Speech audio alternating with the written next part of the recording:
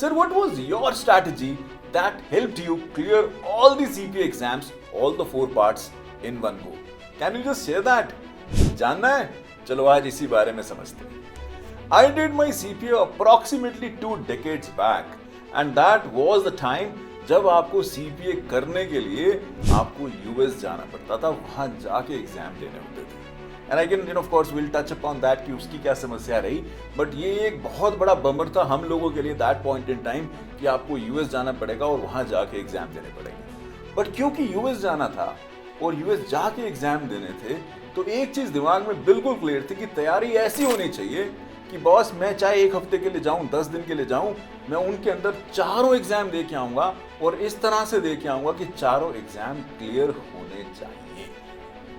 तो क्या strategy follow करी, क्या किया that point in time that really helped me do this and of course achieve what we achieve that point in time, आज उसी बारे में बात करेंगे.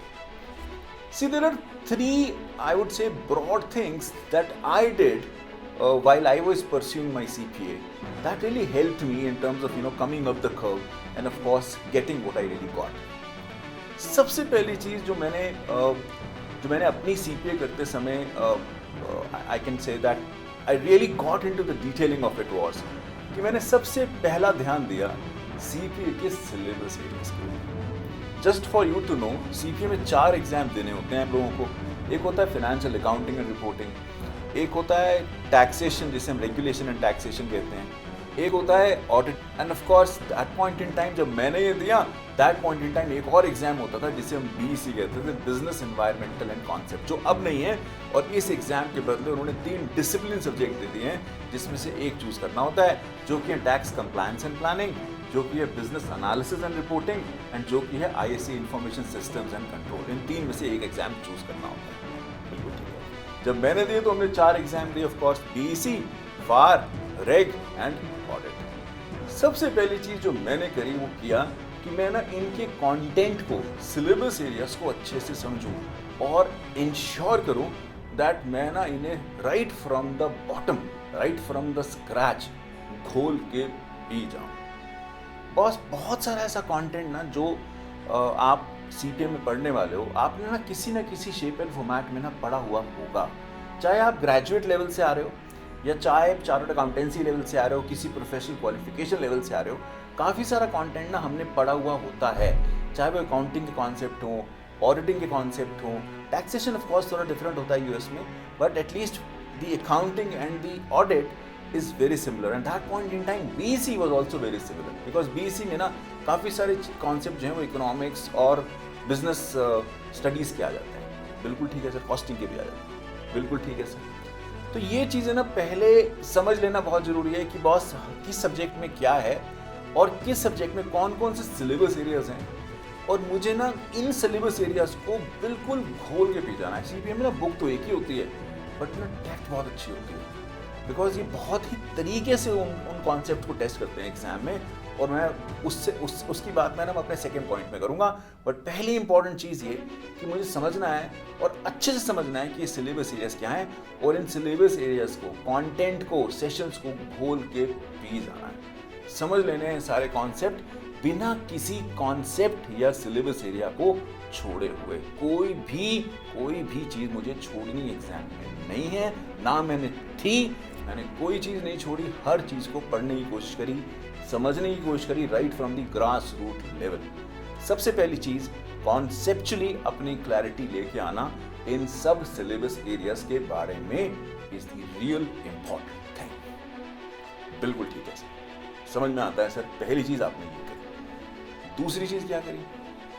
दूसरी चीज़ मैंने जो करी वो करी, मैं समझा कि CPA एग्जाम को पूछा कैसे जाता है. कई बार ना हम लोग इस चीज़ को ना अंडरमाइन कर लेते हैं. खासतौर पे मेरे जो चार्टर्ड अकाउंटेंट्स फ्रेंड जो है ना, वो जनरली ऐसा समझते हैं कि उन्हें सारा कुछ आता है. मुझे भी ऐसे ही लगता था बिकॉज मैंने भी CA की हुई थी, तो हमें लगता है हमें सारा कुछ आता है और हम तो फटाफट से क्रैक कर लेंगे. नहीं भाई, ऐसा नहीं होने वाला है, बिल्कुल नहीं होने वाला है. बिकॉज हर एग्जाम की ना अपनी एक पिक्युलियरिटी है, अपनी एक ना तरीका है टेस्ट करने का. उस तरीके को समझना बहुत ज़रूरी है. हमें समझना पड़ेगा कि हमें ना वो ऑडिट के क्वेश्चन कैसे पूछने वाला है. We are not used to this kind of methodology in India.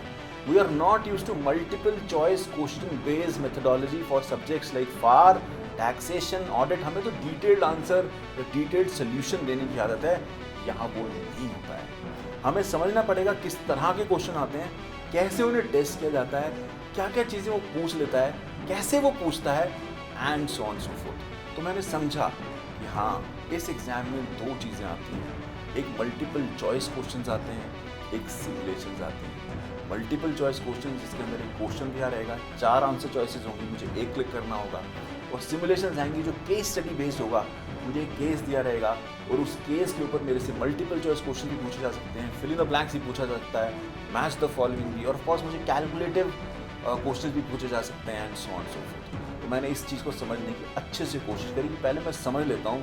मैंने ये तो देख लिया सिलेबस एरिया में क्या है, मैंने ये देख लेना कि बहुत मुझे इस तरह के क्वेश्चंस क्या आ सकते हैं एग्जाम में, या किस तरह से एग्जाम पैटर्न है, किस तरह से वो पूछता है, and so on so fourth. और तीसरी चीज़ थी बॉस, जो तीसरा पिलर मैंने पकड़ा और अच्छे से उसको संजोया, वो था प्रैक्टिस।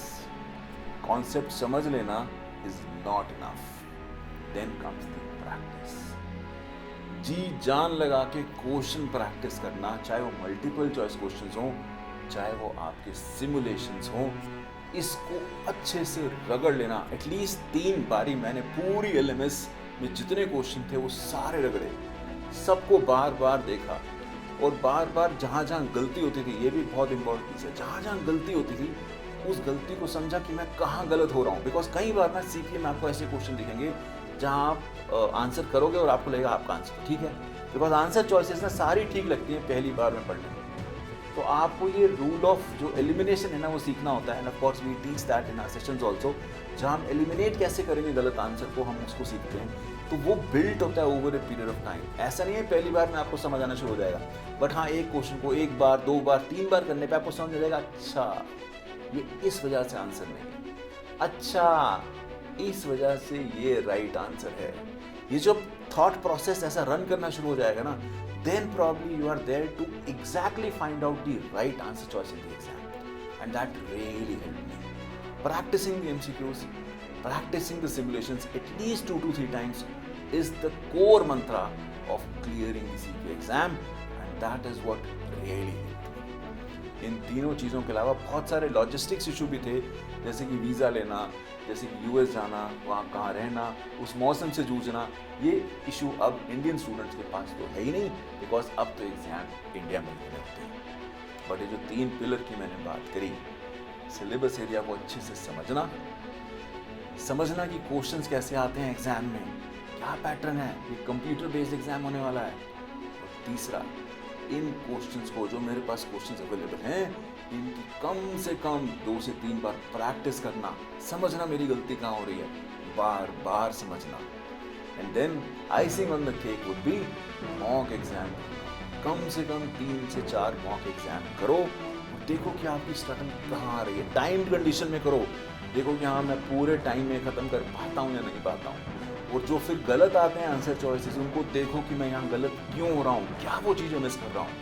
जब मैं वो कर लेता हूँ तो फिर मैं अपने मेंटोर के पास जाता हूँ, somebody like me, और उससे बोलता हूँ हाँ बॉस अब मैं रेडी हूँ, and then we give a go head like we do with our students कि हाँ बेटा अब जी लेंगे जिंदगी। और फिर जो एग्ज़ाम दिया जाता है ना, तब बल्ले बल्ले हो जाती है, एग्ज़ाम फटाफट से क्लियर हो जाता है और मेरी कॉफ़ी पक्का से रेडी हो जाती है। And that is the reason my friend, we always say with a very proud mind, boss, this is the reason why we have coffee now being outstanding all around the world, because हमारे बच्चे जगह जगह CPA करके जगह जगह पहुंच गए, and of course they're working at a very different stage.